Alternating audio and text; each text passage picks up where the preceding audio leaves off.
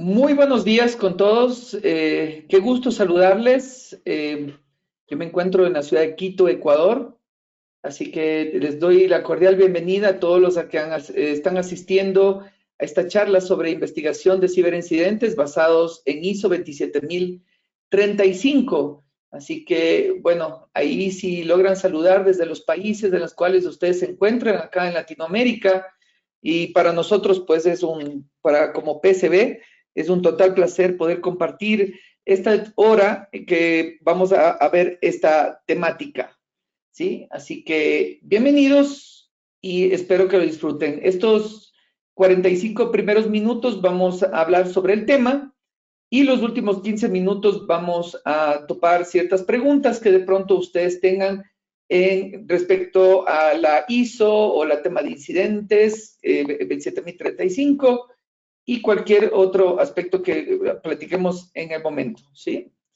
Bien, vamos a iniciar un poco con los términos de definiciones, que va a ser muy importante. Una de las cosas que me gusta aclarar en lo que son términos es el concepto actual de ciberseguridad, que eso fue especificado en la 27100 hace pocos años. De hecho, el concepto de ciberseguridad se le incorporó en la 27032, recordando, ¿sí?, que la ciberseguridad es preservación de la confidencialidad, integridad y disponibilidad de la información en el ciberespacio. Entiéndase ciberespacio, que es el ámbito virtual creado por medios informáticos, así como está definido en la Real Academia de la Lengua Española. Así que, pues, estamos hablando del ambiente virtual. Y en comparación con seguridad de la información, igual habla de la preservación de estos tres factores de impacto, pero en seguridad de la información habla del ambiente físico y virtual. Ahora ustedes se preguntarán, ¿por qué entonces en ciberseguridad se lo toma como un tema aparte?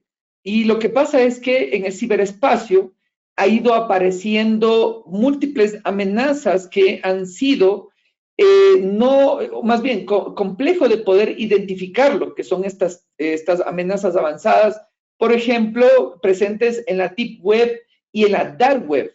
Entonces, por lo tanto, este tipo de amenazas dentro de una organización a veces se torna como confuso de poder identificarlos. Y ahí es cuando se vuelve como profundo el tema de ciberseguridad en temas de ciberespacio. Pero fíjese que el tema de ciberseguridad actualmente habla de mantener los ciberriesgos. ¿Por qué ya no hablan ahora sobre solo confidencialidad, integridad y disponibilidad de estos tres factores de impacto? Y es porque al final en la ciberseguridad también se cubre otro tipo de riesgos que impactan hacia aspectos financieros, la reputación, aspectos legales, de cumplimiento, entre otros. Por lo tanto, pues hay que cubrir también este tipo de factores de impacto y llegar a que estos se mantengan a un nivel tolerable. Porque si bien es cierto que los riesgos, eso está especificado en la ISO 31000, en la 27005 y otros metodologías de riesgos, como el efecto, háblese del efecto que es el impacto de la incertidumbre. La incertidumbre habla sobre la probabilidad de ocurrencia, en este caso, de una amenaza, sobre los objetivos. ¿Cuáles son los objetivos? Los activos de información a las cuales dirigen los ataques los ciberdelincuentes. Entonces, la idea de este nivel tolerable es que este riesgo llegue más bien a un nivel que pueda aceptar por parte de la organización, que estas pérdidas reputacionales, pérdidas financieras, puedan ser aceptadas. Por lo tanto, obviamente hay que trabajar bastante en el tema de riesgos, específicamente en el tratamiento, para que este tratamiento pues llegue a controlar efectivamente estos riesgos. Y la ciberseguridad está orientado hacia las personas. ¿Por qué por las personas? Miren que en la 27033, que hablaba de seguridad informática, ahí indicaba que, sobre todo, de hecho son conceptos antiguos, ¿no?, en la cual controlaba los accesos hacia ciertos recursos, como los que son los computadores, y ¿de quiénes? De las personas, ¿sí? Pero hablaba solamente de los computadores. Ahora que estamos hablando de amenazas avanzadas, Entonces, ahí las personas, ¿qué tipo de amenazas son las que se enfrentan? Por ejemplo, la ingeniería social. La ingeniería social que va dirigido hacia las personas, por ejemplo, el caso de phishing, que es muy común este tipo de amenazas, sobre todo en dispositivos móviles, en dispositivos endpoints, en las cuales se ven afectadas con aplicaciones específicas, como por ejemplo aplicaciones bancarias, en las cuales ocurren fraudes de tipo robos de dinero. Entonces las personas se ven afectadas. La sociedad también. ¿Qué pasaría si alguna de estas amenazas se ven materializadas hacia infraestructuras críticas? Como por ejemplo infraestructuras de distribución de agua, de luz, de hospitales, sector militar, entre otros tipos de organizaciones. Entonces, que estos, por la falta de este tipo de organizaciones, de sus servicios, puede causar caos en la sociedad. Entonces, esto es lo que conlleva, digamos, la ciberseguridad. Las organizaciones es lo convencional y también las naciones. Fíjense que las naciones hoy por hoy lo estamos viviendo con estas guerras que tenemos en los diferentes continentes en las cuales, pues, no solamente estamos hablando de misiles o balas o algo por el estilo, sino también estamos hablando de ciberarmas en las cuales naciones están tratando de afectar sobre todo infraestructuras críticas inicialmente, ¿sí? Entonces, este tipo de términos y definiciones es lo que nos va a ayudar a poder entender que cuando ocurre un fraude, entonces se ve la organización, las personas, probablemente naciones, ¿sí? Puedan ser afectadas.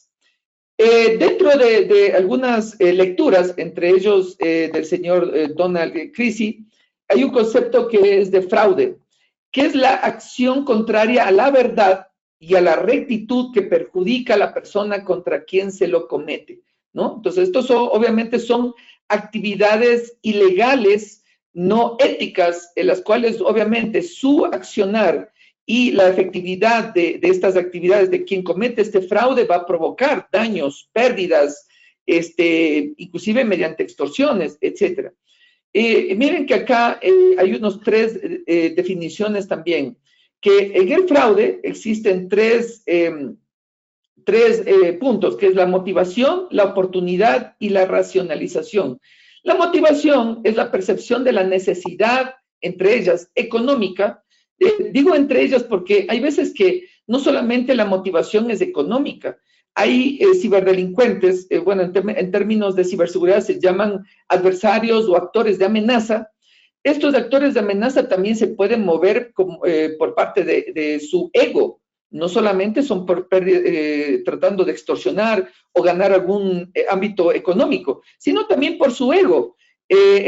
Tratar de ingresar hacia un sistema consiguiendo información y mencionar, mira, yo soy, obviamente no van a poner sus datos personales, por supuesto, pero sí sus nicknames. Entonces, mira, yo comprometí tal página y de hecho hay sitios en los cuales lo registran o también logran publicar a través de estos sitios que se llaman de la data leaks o de breaches. Entonces, pues también se motivan por su ego. Y en la cual estas situaciones no son compartibles con otros, obviamente por su ética, ¿no? En la cual dicen, no, ¿sabes qué? Puede ser que yo tenga la mayor necesidad, pero definitivamente no lo comparto, ¿sí? Hay frases, bueno, acá en Latinoamérica, pobre pero honrado, dicen, pero esto a la final les motiva a llevar a un delito, porque en las leyes penales de cada uno de sus países, por supuesto, son considerados delitos. Pero en el caso de un fraude informático, es mediante la utilización de un medio digital para poder cometer este fraude. ¿Del por qué? Porque, de hecho, todas las personas tienen un computador dentro de una organización, un dispositivo móvil, la cual tenemos accesos a ciertas aplicaciones dentro de la organización, como ERPs, CRMs, aplicaciones internas de manejo ya como tal del negocio, donde en el momento que al nosotros tener un acceso a esta información, podemos llegar a esta motivación para cometer un delito. Ahora, ustedes dirán, ¿y será fácil poder reconocer esto? Sí, es complejo. De hecho, vamos a mencionar un poco más adelante algunos tipos de controles de las cuales se requiere, y no solamente por las áreas de seguridad de la información, sino también por otras áreas, entre ellas recursos humanos, el poder identificar estos patrones de comportamiento, ¿sí? Este comportamiento de estas personas para tratar de prevenir de que ocurra un fraude. Y de hecho, este tipo de actividades, que también les voy a mencionar, son manejados de una manera muy particular, digamos, porque no solamente es una cuestión de monitorear las actividades de un empleado o de un usuario, porque esto puede conllevar también a la violación de la intimidad. La constitución de la mayoría de países, por no decir todos los países, defiende, ¿sí?, el derecho a la intimidad. Y de hecho, una escala más arriba de ello, tenemos también la Declaratoria de los Derechos Humanos también a nivel mundial, que esto está sobre cualquier institución, sobre cualquier constitución. Y ahí justamente defiende el derecho a la intimidad de las personas. Así que por eso es que este tema del monitoreo de los fraudes es un tema muy particular, donde se trabaja en ámbitos de seguridad de la información, para que esté claro por ambas partes de quién es el dueño de los activos, para quienes hacen uso legítimo de estos activos, pues tengan un uso correcto de ellos, ¿no? Por supuesto, porque la intención es de no dejar a libre albedrío, digamos, estos activos, porque ahí es que entra esta segunda parte de la oportunidad, de no dar, digamos, abiertamente esta oportunidad, sino que existan estos controles necesarios de seguridad de la información para que exista un debido uso correcto de estos activos de información, ¿no es cierto? Pero llegar, digamos, a un punto extremo donde se prohíba todo, como suelo mencionar en las clases, de todo lo que se huela, respire, mira, sienta de un activo de información, eso ya conlleva inclusive un poco desde el punto de vista productivo, ¿no? Porque una persona, bueno, que no pueda leer sus correos personales, utilizar algo personal en un computador, que a pesar de que sabe que no es su activo de información, pero a veces ese tipo de limitación lleva a que una persona, al tener cierto tipo de limitaciones, diga, no, ¿sabes qué? Es que necesito ver mi correo electrónico, necesito abrir este chat, etcétera. Entonces, enseguida, este empleado o usuario va a tratar de buscar cómo evadir ciertos controles, ¿sí? Por ejemplo, en una navegación, de pronto configurar un proxy anónimo, y que en Internet encontramos algunos de estos proxies anónimos, que estos proxies inclusive son utilizados a propósito por ciberdelincuentes para poder capturar el tráfico de esta navegación, que son utilizados por estas víctimas que al final se convierten para capturar todo este tráfico, robarse credenciales, sesiones, tokens, entre otras. Pero mire, fíjese de dónde parte este tipo de incidentes, parte de esta excesiva, digamos, control que se tiene sobre algún tipo de infraestructura o accesos a Internet. Por eso yo siempre digo, cuando van a implementar políticas de seguridad de la información, digo, tampoco hay que llegar a un nivel que se denomina paranoico, porque esto conllevaría a, digamos, a que las personas tengan otro tipo de pensamientos, de digan, no, es que estoy muy controlado, así que voy a buscar cómo saltarme una política, cómo saltarme una navegación, por ejemplo, un acceso a un chat.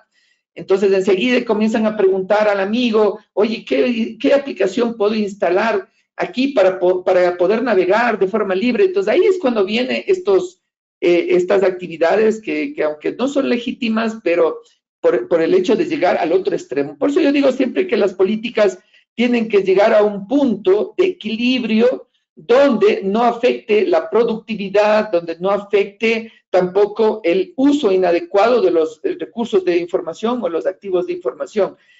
Claro que está, que ustedes dirán, bueno, ¿y ahora cómo controlo esto? Hay la concienciación también, las auditorías, entre otras cosas, ¿no? Por supuesto. Pero fíjese que cuando alguien que va a cometer un fraude puede encontrar una oportunidad, esta oportunidad se define como el método por el cual se cometerá el acto ilícito. Entonces, lo que les mencionaba, ¿no? Entonces, ¿qué pasaría si a la final un empleado, en la cual tiene una motivación por una necesidad económica, es identificado por alguna organización delincuencial y logra reclutar a esta persona que tiene estos accesos. Dentro de las investigaciones de fraudes que he participado, sí, bueno, ahí les voy a mencionar un poquito de lo que hago. Soy parte del equipo Blue Hat CERT acá en Ecuador, miembros de FIRST inclusive, donde hemos participado en algunas investigaciones de fraudes, pues hay de todo un poco, ¿no? Entonces, hemos visto patrones en donde hay personas que son reclutadas por cierto tipo de organizaciones, sobre todo porque tienen accesos a bases de datos, accesos administrativos en la red, administrativos de ciertas aplicaciones que son críticas de negocio. Entonces, bueno, también obviamente hay otro tipo de vectores de ataques, ¿no? Malware por correo electrónico, visitas a páginas web comprometidas, por supuesto. Pero hablo de un tema de la intención, ¿no? Porque estamos hablando acá de personas que mediante una oportunidad de recibir un dinero a cambio, a cambio justamente de dar este tipo de accesos, entonces, pues ahí es que entra la parte de la racionalización. Pues quien forma parte de este fraude justificará sus actos de una manera que sean aceptables o como tal justificables, o al menos lo que él cree, ¿no? Porque obviamente ante esta necesidad a veces uno quiebra o descuida esa parte ética, esa parte inclusive moral, dependiendo, no estoy hablando de temas religiosos tampoco, ¿no? Sino desde un punto ya como ciudadano, digamos, en cumplimiento de leyes penales, de leyes locales de su país, inclusive internamente de su organización. Por lo tanto, pues esto puede conllevar a un tema penal, por supuesto. Entonces, dependiendo de los países en los cuales ustedes se encuentren, habrá los diferentes artículos en los cuales pues pueden conllevar a penas de meses o años en temas penales. Pero ahí es donde viene el reto. Ante estos fraudes, ¿cómo una organización puede identificar?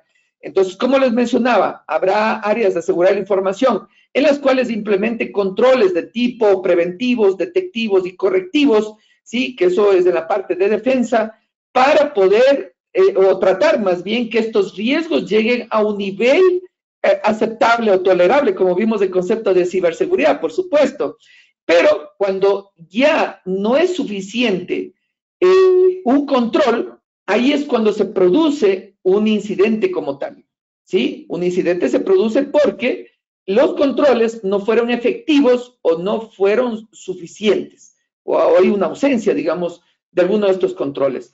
Entonces, para la identificación de un fraude, no se olviden, no solamente seguridad de la información, existen también otras áreas que deben estar involucradas, entre ellas recursos humanos para poder identificar justamente estas personas. Entonces debe haber algún tipo de revisión en la cual, no digo que hay que estar revisando tampoco a las personas, bueno, ¿cuántos son tus ingresos? ¿Qué es lo que tú tienes? ¿Y por qué ahora tú te compraste un coche, un auto, una casa, etcétera? Pero sí hay que prestar mucha atención en una diferencia no lógica, digamos, cuando estas personas cambian, digamos, su situación económica, ¿no? Que ahí es donde está sobre todo enfocado el tema de fraudes, ¿no? Cuando existen cambios no lógicos de sus ingresos económicos, ¿sí? A niveles gubernamentales hay instituciones como Contraloría, en la cual pues revisan este tipo de escenarios, pero dentro de una organización es importante poder identificar a estas personas, más que nada para tratar de prevenir, sí, antes de que ocurra un incidente. Existen, por supuesto, no solamente actividades de evaluación, sino también software que permite evaluar el comportamiento. Sí, hoy por hoy hay un montón de software, inclusive hay herramientas en la cual se puede monitorar, por ejemplo, a través de un SIEM, un Security Information and Event Management, en la cual hay módulos como, por ejemplo, un UBA, User Behavior Analytics, para poder revisar este tipo de patrones, pero a partir de un log. Es algo solamente tecnológico, pero como decía, hay que poder, también medir el comportamiento de las personas de la vida real, por supuesto, ¿no es cierto? Entonces, aclarando, digamos, ciertos temas, ya les mencionaba, por ejemplo, un incidente de seguridad de la información, en la cual, pues, es un evento, sí, que es un registro prácticamente, en la cual va a impactar de forma negativa a la organización. Este es un incidente.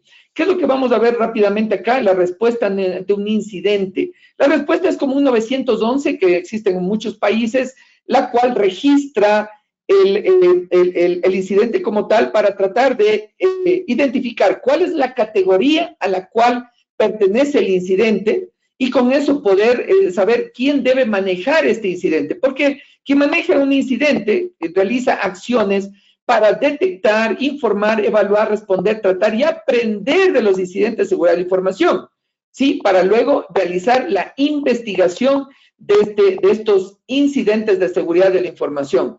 Algo que vemos nosotros de los entrenamientos de PCB es de que no solamente vemos a la gestión de incidentes de una manera aislada. Recordemos que la gestión de incidentes es uno de los controles, ¿sí?, que están incorporados en los sistemas de seguridad, sistemas de gestión, perdón, de seguridad de la información, entre ellos la 27001, que eso vemos justamente en los entrenamientos de PCB, cómo manejarlo de forma integral. ¿Por qué? Porque dentro de los procesos de manejo de incidentes, de gestión, perdón, de incidentes, tenemos la planeación, la preparación, la detección y reporte, la evaluación y decisión respecto a lo que se encontró, para luego tener actividades post-incidente. Y de hecho, el trabajo que se realiza por parte del equipo que investiga los casos es muy valioso para otras áreas. Por ejemplo, para las áreas de riesgos. ¿Qué pasa si ocurre un incidente relacionado con una amenaza que no ha sido identificada? Entonces, esto sí va a ser valioso por parte del equipo de respuesta ante incidentes, decir, oiga, ¿sabe qué? Ante este incidente / fraude, esta amenaza no se lo consideró. Y si no se consideró una amenaza, por lo tanto, no se hizo toda la identificación del riesgo, la evaluación del riesgo y, por lo tanto, el tratamiento del riesgo. Por eso es que ocurrió el incidente, por una ausencia de un control. Y eso es lo que se ve en las actividades post-incidente para que se mejoren estos controles y se realice la corrección, que eso va a permitir, si a futuro, digamos, que ocurra un nuevo incidente, realizar contención o al menos detección. Y eso es lo que vemos justamente cómo poder integrar esto en los sistemas de gestión. Aquí vemos nuestra metodología en la gestión de incidentes propuesto por PSB, en las cuales tenemos 5 fases. Miren que les voy a dar los tips que vamos dirigidos más allá de una lectura. En el 1.1 habla sobre el establecimiento de contexto. En temas de incidentes, ¿sí?, dentro de la metodología, que de hecho está especificado, que les voy a indicar, de la NIS 800-61, que al menos es actual, se establece cuál es la forma en la cual nos preparamos. Pero no podemos prepararnos para todo tipo de amenaza. Es muy complejo decir, bueno, vamos a prepararnos para casos de fuga de información, de negación de servicio, casos, por ejemplo, se me va alguno más por ahí, bueno, hay algunos otros. Entonces, yo puedo prepararme para negación de servicio, sí, pero para fuga de información, para malware, por ejemplo, para casos de ransomware, ¿puedo estar preparado? Listo. Entonces, voy a establecer aquí qué amenazas sí puedo atender.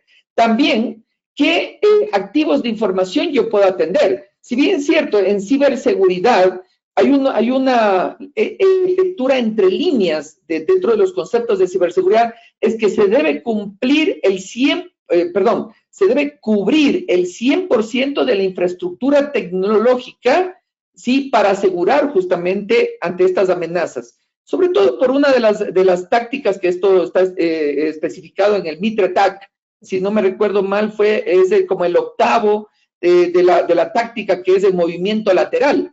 Sí, perdón, el 10º creo que es. Entonces, movimiento lateral es de que cuando un equipo es comprometido, utiliza el ciberdelincuente como pivote para poder atacar a otros equipos, ¿no es cierto?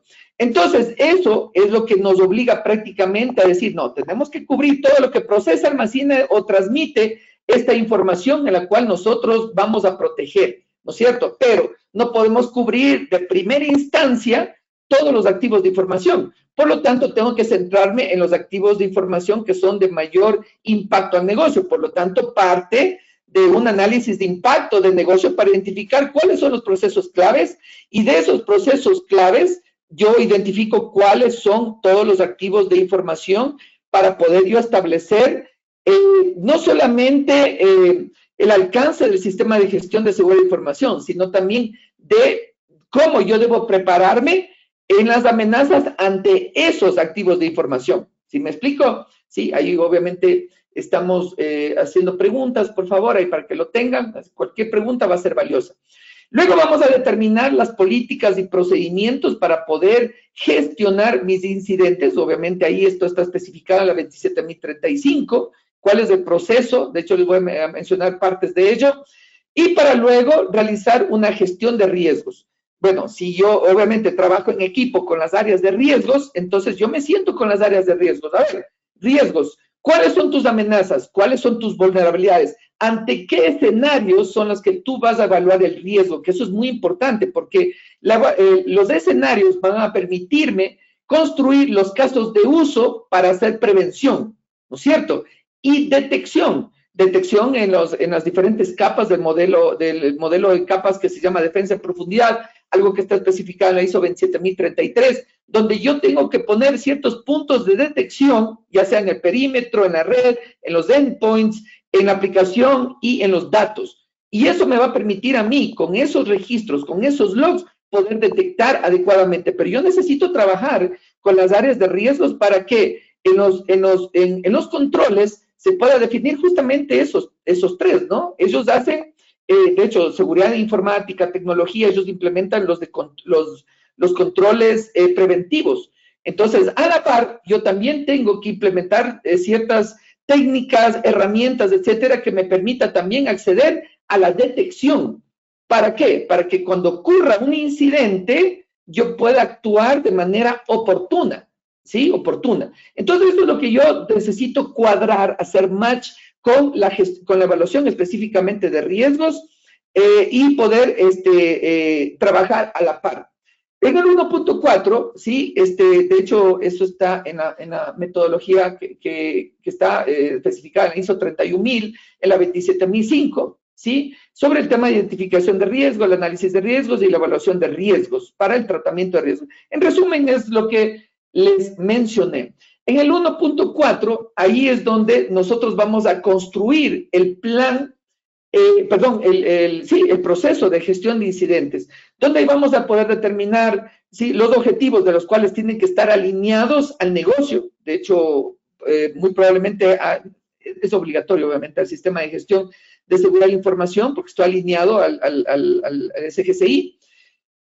Y poder tener claro los roles, responsabilidades de las personas, cuál es el alcance bueno, cuál es mi contexto como tal, entonces, dentro del proceso. En la parte 1.6, que esto nosotros podemos trabajar inclusive con terceras partes, que esto es muy importante. Los equipos de respuesta ante incidentes, de hecho sectoriales, podemos trabajar, por ejemplo, una entidad financiera. Hay agrupaciones financieras de las cuales trabajan en conjunto para poder compartir indicadores de compromiso, para poder estar alertas, porque si a un banco le atacaron, probablemente le van a atacar a otro también, utilizando la misma táctica, técnica y procedimiento. Entonces, a nivel mundial existen organizaciones como FIRST, el Forum for Incident Response Security Team, así como el Trusted Introducer, que son grupos comunitarios a nivel mundial en las cuales permite tener este networking entre equipos de respuesta ante incidentes para poder hacer investigaciones. También existen leyes o acuerdos, convenios internacionales que facilitan esto. Hay muchos países, bueno, Ecuador todavía no lo está, donde yo me encuentro, todavía no lo tiene firmado este convenio, estamos en la par, pero que nos permite o habilita el poder trabajar con otros países para hacer investigaciones, entre ellos temas de fraudes, y uno de los temas muy duros, digamos, como por ejemplo la pornografía infantil, es que esto nos permite habilitar trabajar con otros países, con policías de áreas de ciberdelitos, y poder hacer estas investigaciones. Eso sino también servicios de SOC, que son servicios privados de investigación, o CERT, que son nacionales, o equipos CECIR, ¿no? Computer Security Incident Response Teams, ¿sí? Entonces, esto es el trabajo del relacionamiento con terceros, el 1.7, técnicas y otro tipo de soportes que en realidad es trabajar en equipo con otras áreas de tecnología, áreas de riesgos, de continuidad, ¿sí? Inclusive con proveedores, fábricas de software, entre otros, y eso es lo que hay que entender, cómo es este relacionamiento para que cuando ocurra un incidente, entonces podamos nosotros trabajar de una manera oportuna, ¿sí? Con ello. En la parte 1.8 es la concienciación. Y de hecho, toda concienciación parte desde alta gerencia, porque la alta gerencia tiene que estar al tanto de cuál va a ser el trabajo que vamos a realizar dentro del área de gestión de incidentes, el tema estratégico, técnico, operativo, ¿no es cierto?, que nosotros vamos a realizar. Estos planes deben ser evaluados. Pueden ser evaluados a un nivel top management, que se llama, o también a niveles técnicos, porque la idea es que no solamente la gestión quede a un nivel solamente técnico. Entonces, uno de los apoyos, como les decía, es la parte técnica. En la NIS 800-161 hay un concepto que es de los equipos rojos y equipos azules. Miren, son un grupo de personas autorizadas y organizadas para simular las capacidades de ataque o explotación de un posible adversario contra la postura de seguridad de una empresa. Miren que esto es el tema de un Red Team. Entonces, la idea es que los equipos Red Team logren simular, a pesar de que también hay concepto de emulación. La emulación es un ataque real, de hecho. La simulación es mediante algún tipo de software que trata es de evaluar los escenarios y tratando de cómo están los escenarios, determinar qué pudo haber pasado. Una emulación es lo que puede pasar con evidencias. Entonces, todos estos planes se puede simular para poder determinar vulnerabilidades, no solamente del proceso, sino tecnológicos, etcétera, que no permita que este incidente cumpla con los tiempos necesarios de recuperación, ¿sí? Y quienes deben implementar esto son el equipo azul, ¿no? Estos controles que son determinados a partir del éxito de una simulación, de un ataque. Entonces, esto es lo que se realiza, digamos, de las pruebas. A top management, digamos, se realizan ejercicios para evaluar el proceso de respuesta de las diferentes áreas que están o son responsables para la gestión de incidentes.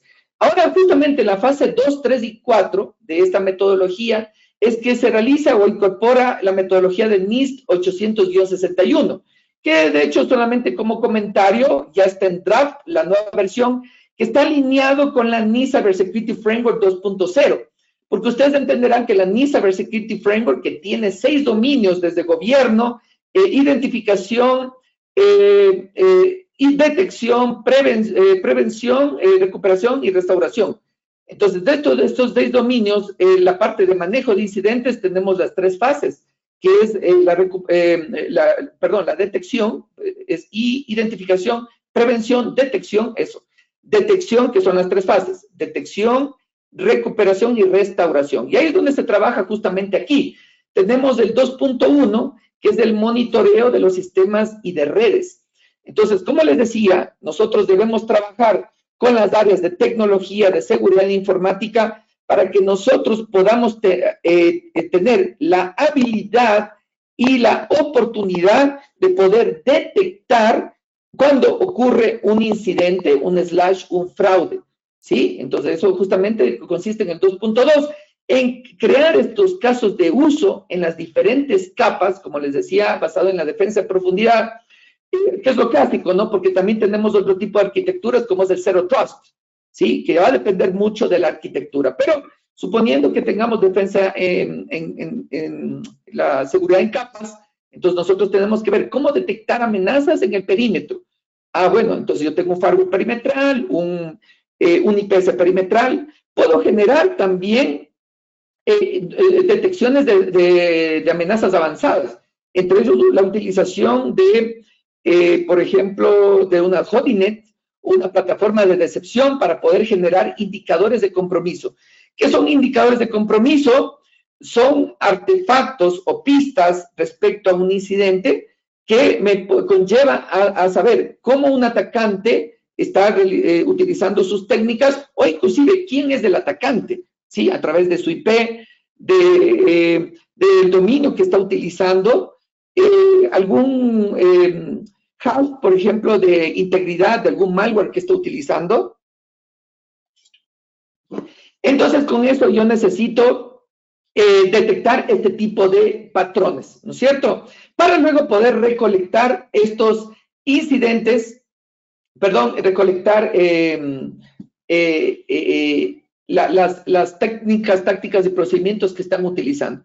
Luego yo tengo que reportar, ¿sí? A medida como se abre un ticket de un incidente, yo tengo que ir documentando cada una de estas actividades. ¿Sí? De hecho, siempre se realiza una apertura del ticket por parte de lo que se llama el first responder. El first responder es la persona que recibe esta petición para poder analizar el caso y poder hacer match con la clasificación del incidente y saber quién debe atender este incidente, lo que se llama el triaje del incidente, que es la parte justamente de acá. Entonces, una vez que ya se identifica, se tiene documentado en qué consiste el incidente, entonces ahí yo voy a evaluar el incidente, ¿sí? Para poder inclusive clasificar el nivel de impacto, si es confidencialidad, integridad, disponibilidad, reputación, pérdida legal, financiera, etcétera.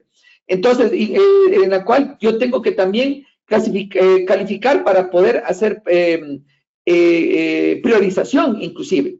Entonces, una vez que yo ya puedo, ya tengo clarísimo esto, inclusive que este incidente, saber cómo puede afectar al negocio, entonces ahí yo voy a responder.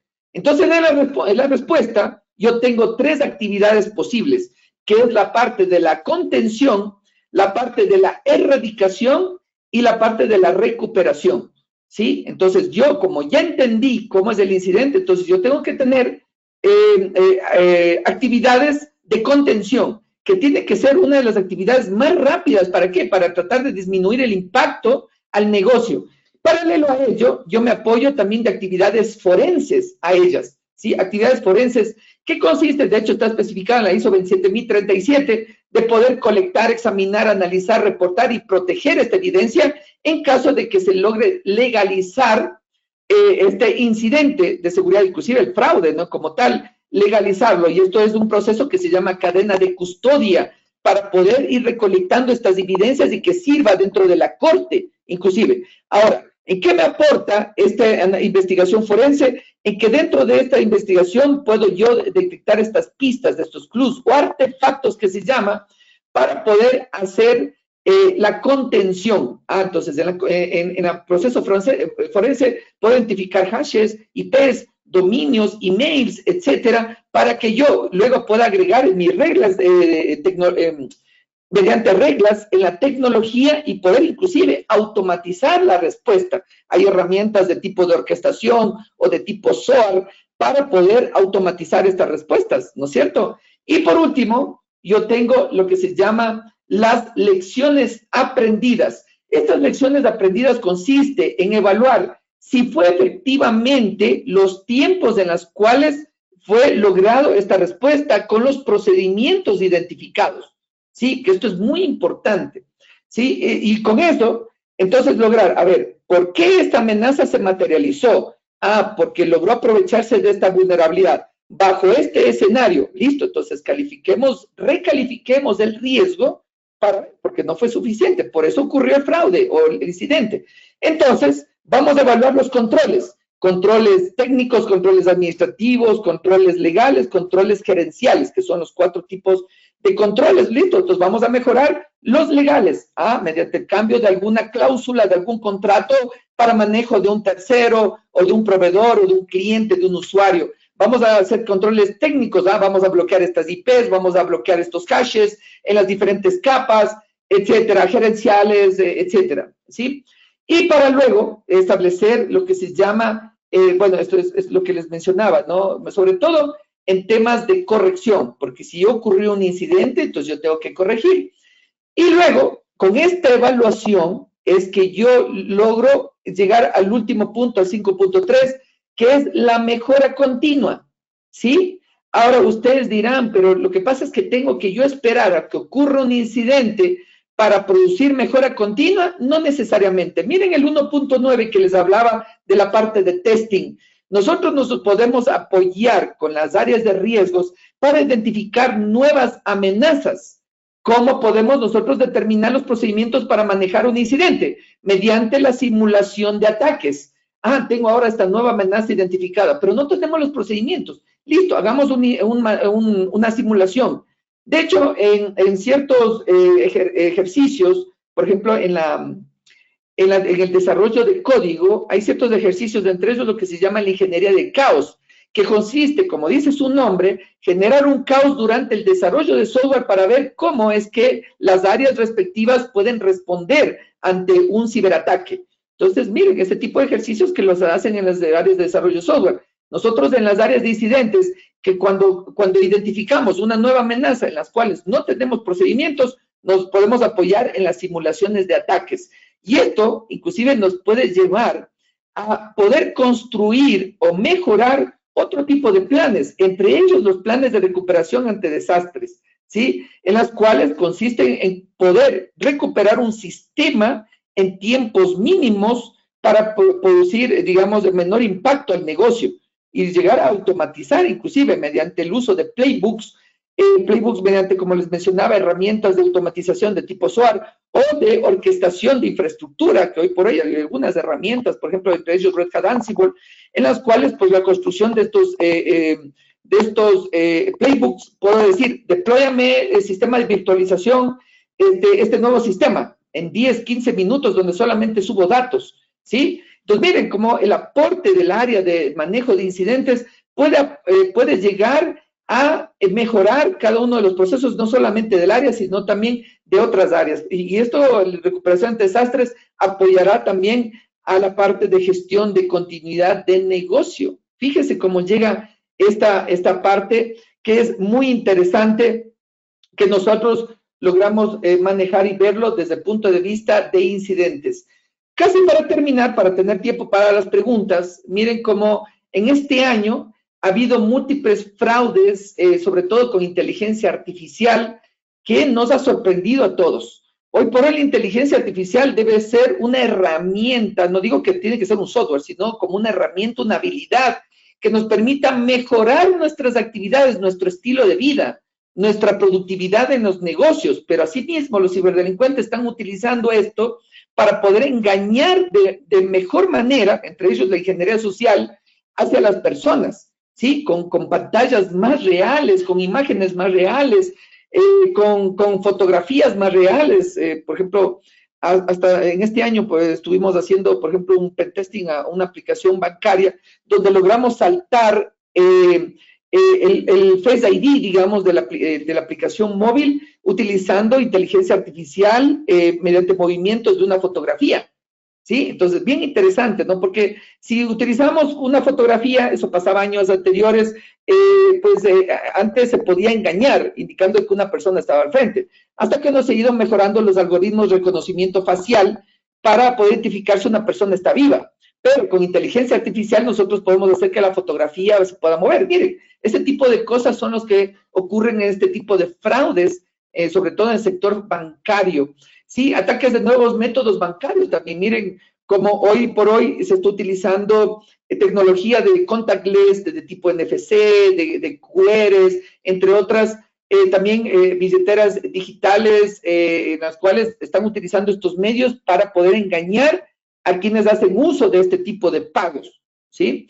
Troyanos bancarios, en los cuales hay este concepto que se llama APT, Advanced Persistent Threat, que mediante la utilización de 0 days pueden llegar a comprometer estas aplicaciones, sobre todo en dispositivos móviles, que ahí, sobre todo hoy por hoy, es el foco, porque las personas cada vez están utilizando más sus dispositivos móviles, ¿sí? Entonces, ustedes dirán, bueno, lo que pasa es que la aplicación yo me bajo de los stores, de Apple, de Google, etcétera, de Huawei, y pues en teoría no debería tenerlo, ¿sí? Ellos tienen plataformas de detección, digamos, de malware o cualquiera de sus categorías mediante sandboxing, pero no siempre son efectivos. Entonces, hay que tratar de identificar esto. De hecho, se utilizan plataformas de inteligencia por parte de las organizaciones que desarrollan estas aplicaciones para poder identificar estas aplicaciones falsas, pero los usuarios pueden caer en cualquier forma, ¿no es cierto? También el ransomware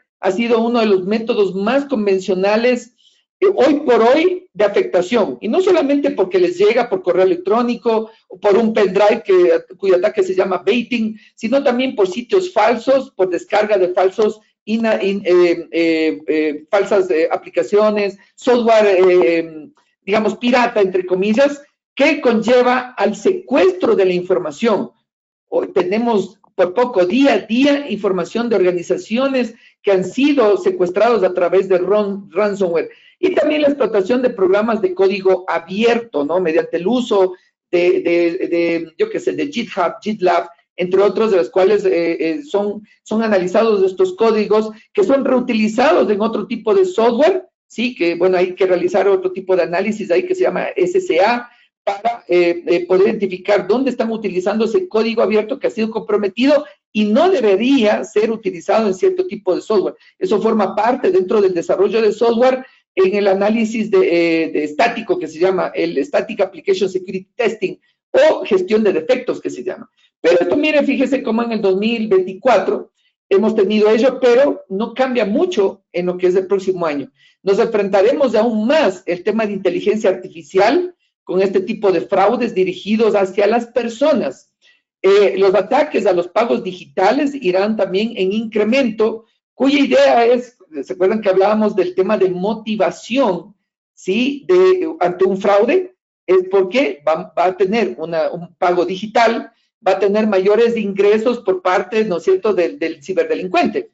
Tenemos también otros tipos como ransomware dirigidos, regulaciones tecnológicas y resiliencias operativas. Si bien es cierto, algunos países están estableciendo ya reglamentos para lo que son temas de resiliencia, entre ellos de Europa, que está este reglamento de DORA llamado, para poder justamente regular entidades financieras y que puedan implementar los controles necesarios para la recuperación mínima, ¿no? Que es el concepto justamente de resiliencia. ¿Y qué va a pasar el próximo año? Es que, ¿cuál va a ser el facilitador, sobre todo de la inteligencia artificial? La computación cuántica. Hoy por hoy existen algunos hardware que son tan potentes, casi cercanos a la computación cuántica. De hecho, hay algunas marcas X y Z en los cuales están ofreciendo para lo que es la aceleración de cálculos matemáticos, de temas, por ejemplo, médicos, de temas, ¿cómo se llama esto? De tema de clima. Bueno, son muy utilizados. De hecho, es un concepto muy antiguo de lo que es el high performance computing, pero hoy por hoy con la computación cuántica va a reducir bastantísimo los cálculos, pero entre ellos están los cálculos, por ejemplo, de ataques de inteligencia artificial, de cracking, por ejemplo, también. Hoy por hoy hay algoritmos de los cuales han sido comprometidos, entre ellos no hace mucho el SHA-256, ¿sí? Entonces, ¿por qué? Porque se logró identificar lo que se llama la colisión, que son de dos objetos, se calcula un mismo hash de integridad. Entonces, la computación cuántica va a ser algo para bien, así como también para mal, ¿no? Entonces, eso, no sé si podemos ahí tener nuestra fase de preguntas-respuestas, no sé. Ajá. ¿Gustan que lo lea yo mismo? Por ejemplo, me mencionan acá, de acuerdo a la estructura de trabajo, ¿recomienda hacer un análisis VIA antes del risk management? Sí, efectivamente, ¿no? Porque del VIA va a salir cuáles son los procesos que son razón de ser del negocio, ¿sí? Porque de ahí, ¿no es cierto? Ya sabemos cuáles son los procesos claves, por lo tanto, yo me centro sobre todo ahí, identificar cuáles son los activos de información. Entonces, la gestión de riesgos voy a centrar en esos activos de información. Ustedes van a decir, bueno, ¿y qué pasa con los demás? Entonces, lo podemos tomarlo desde una manera de priorización. Entonces, voy a dar priorización a esos activos de esos procesos claves de negocio, ¿sí? No sé si contesté su pregunta y para que, por favor, nos ponga su comentario. ¿Cómo contribuye la mejora continua en la gestión de incidentes según la 27.035? Es otra pregunta, creo, ¿no es cierto? ¿Qué es lo que pasa? Me gusta mucho la analogía. Si nosotros estamos caminando, y me ha pasado, yo creo que algunos de ustedes quienes han realizado trote, entonces nos pasa que cuando estamos trotando hay una piedra y enseguida nosotros nos caemos. Por lo tanto, eso nos va a ayudar a bajar la vista en ciertas partes para saber dónde pisamos. O al menos prevenir e irnos a un campo, un espacio, digamos, donde no haya piedras. Pero, ¿cómo nosotros implementamos ese control de ir a un campo apartado o bajar la mirada? Es a partir de la lección aprendida. Y eso nos pasa en la vida. Si nosotros no nos pasa algo malo, no aprendemos y no nos cuidamos, ¿no es cierto? De hecho, en la vida ha sido así. Miren, por ejemplo, el tema de tránsito. ¿Por qué hoy por hoy hay semáforos? ¿Por qué hay líneas cebra? ¿Por qué hay policías de tránsito en las esquinas de ciertas esquinas? Porque hay incidentes.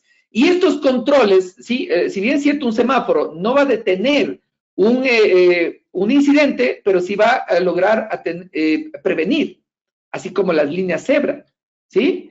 Entonces, miren, ¿por qué ponen, por ejemplo, sensores de velocidad, sensores de que alguien se pasa con un poco más la línea cebra y les envían las fotomultas? Justamente ahí es donde viene el tema de detección y respuesta, que es a través de las multas, ¿no es cierto? Entonces, es lo mismo que sucede esto acá, es que de los incidentes, la mejora continua es que con estas lecciones aprendidas va a permitir mejorar el tratamiento del riesgo, de los riesgos ya identificados, o si no, poder actualizar la evaluación de riesgos de la parte de amenazas, vulnerabilidades, escenarios, consecuencias en la evaluación de riesgo. ¿Sí? Espero haber contestado su pregunta.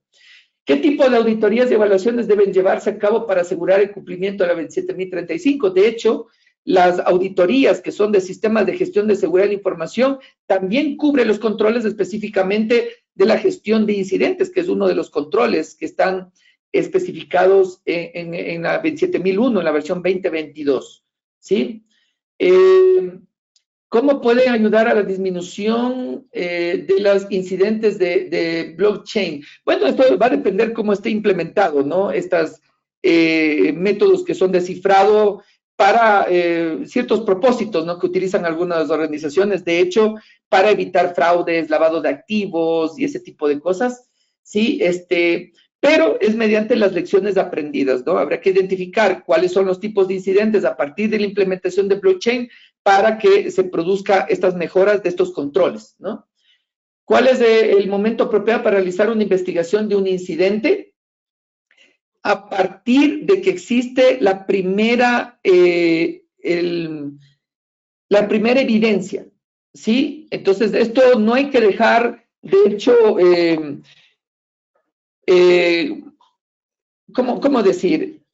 Esto hay que actuar de la manera más rápida posible, porque si nosotros dejamos pasar mucho tiempo, se va a perder evidencia, no solamente técnica, sino que esto nos permita tener presente en un caso de una denuncia, ¿sí? Entonces hay que tener la evidencia necesaria. Entonces apenas ocurre un incidente, hay que reportarlo, hay que abrir el ticket, por lo tanto tiene que ser inmediato. Yo estoy recordando de una charla que hubo de una persona de un producto de seguridad, que no recuerdo el nombre ahora, que proponía un reto, que era el reto 1-10-60. El primer minuto debe detectarse un incidente. En los 10 siguientes minutos tiene que haber un entendimiento del incidente y los siguientes 60 minutos tiene que contenerse ese incidente. Ustedes dirán, ¿es eso posible? Es posible, es complejo, muy complejo, que va a depender mucho del incidente. Pero nosotros tenemos que actuar de forma inmediata. También hay un concepto que se llama el Real Time Forensic, que consiste en que nosotros no necesariamente debemos de esperar de que ocurra un incidente para poder recién ir recolectando evidencia, ya sea de tráfico, de los procesos, de los archivos que pueden formar parte de un incidente o un fraude, sino que yo deba ir capturando antes el tráfico. Entonces, digamos, por ejemplo, dentro de estas acciones, esto ya son acciones proactivas, de hecho es parte del espíritu de ciberseguridad. El espíritu de ciberseguridad es totalmente proactivo. Entonces, si yo voy a ser proactivo, entonces yo voy capturando el tráfico antes de que suceda un incidente.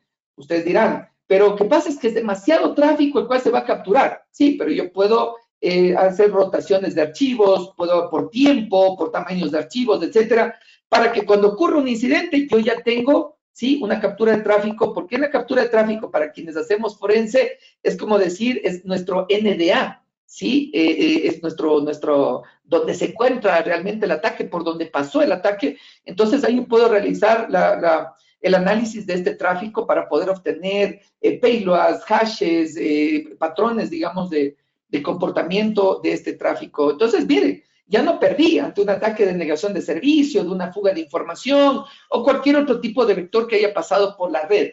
Puedo también ir capturando todo lo que esté en la memoria del computador para ir sacando hashes de los procesos que se están ejecutando en la memoria. Obviamente hay herramientas que esto me va a facilitar, herramientas open source, herramientas comerciales. De hecho, paralelo a este entrenamiento de la ISO 27035 de PCB, también hay un entrenamiento de examinador forense donde vemos estas técnicas también. Así que en los procesos nosotros nos podemos apoyar para que cuando ocurra un incidente yo ya tengo los hashes de estos procesos antiguos. Con eso, estos se transforman en indicadores de compromiso que luego yo puedo agregar en herramientas por ejemplo, de tipos Yara, que se integran con productos de software en las diferentes capas, como un EDR, un NDR o cualquier otro producto de seguridad, para lograr automatizar la contención y respuesta de un incidente, ¿sí? De seguridad.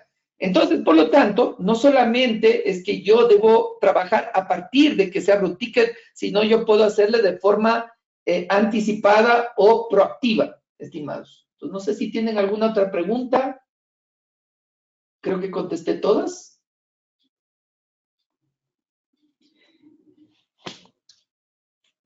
Y por supuesto, de mi parte, agradecerles por parte del PCB, los cuales tienen unos entrenamientos muy interesantes, no solamente por los instructores, sino por su contenido, como les mencionaba, el contenido inclusive incorpora integraciones con otros sistemas de gestión. Yo siempre digo que los sistemas de gestión basados en ISO son como piezas de Lego, no son como una figura ya construida, ¿no? Como un muñeco que solamente mueve los brazos y las piernas. Lo bonito que tiene las ISO, mediante la metodología de PCB, es que se puede ir construyendo cada una de ellas para poder amoldar a la realidad de una organización.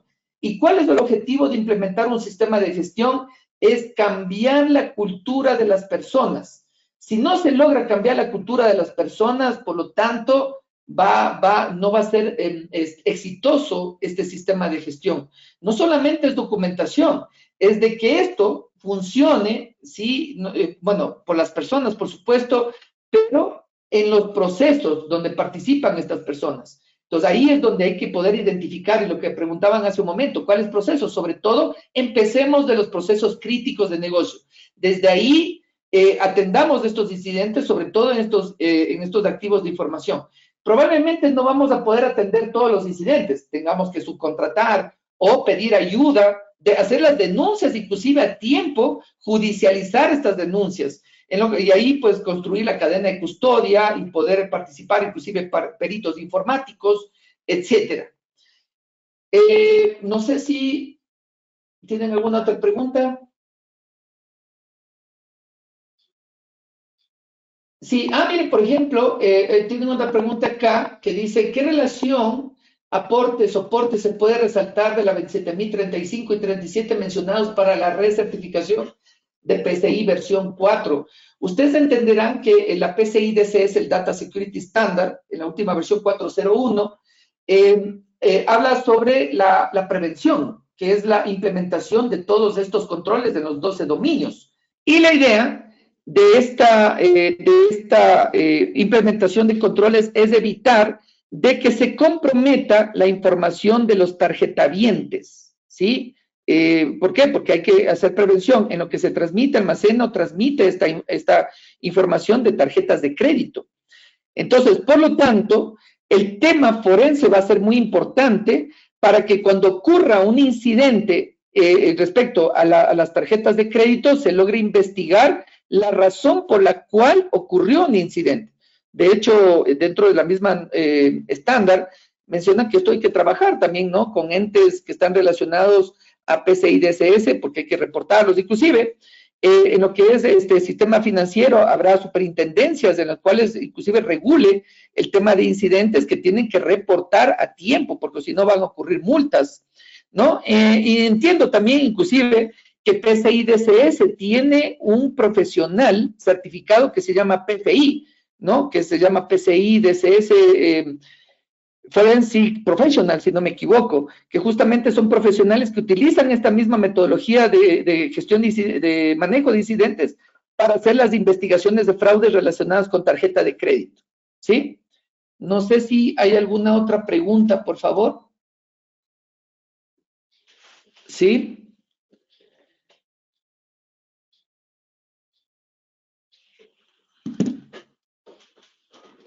Entonces, de mi parte, disculpen que no tengo retorno de lo que está alguien hablando, así que de mi parte yo les envío un fuerte abrazo. Desde Quito, Ecuador, la mitad del mundo para todos ustedes, ¿sí? Acá se nos fue la luz acá a esta hora, así que muchas bendiciones a todos ustedes.